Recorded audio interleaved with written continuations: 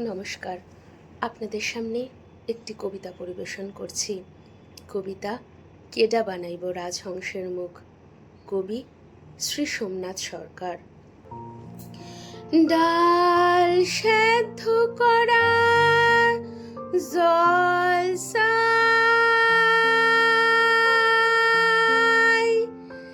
ডাল সেদ্ধ করা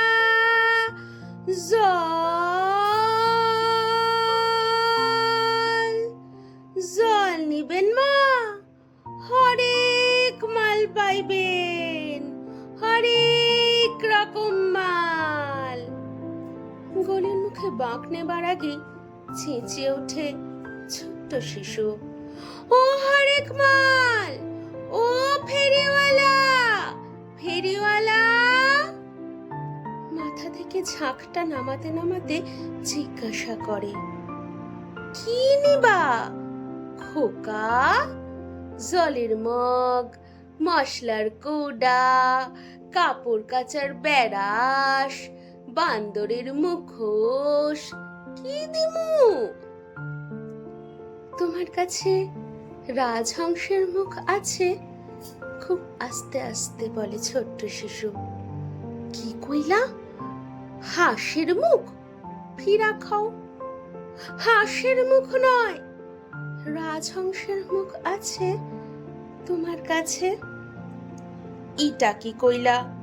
মানুষের পোলা হইয়া রাক্ষসের মুখ কিনবার চায়, বান্দরের মুখ কিনবার চায়, আর তুমি কি না রাজহংসের মুখ কিনবার চাও?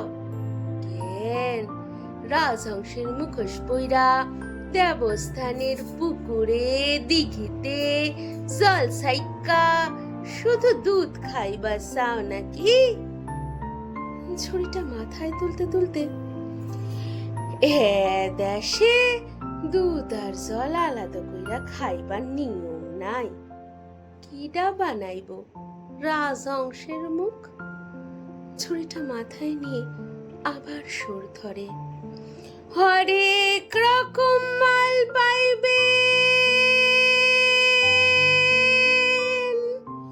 হরেক মাল। রাজহংসের মুখ সারা সব সব পাইবেন। নমস্কার।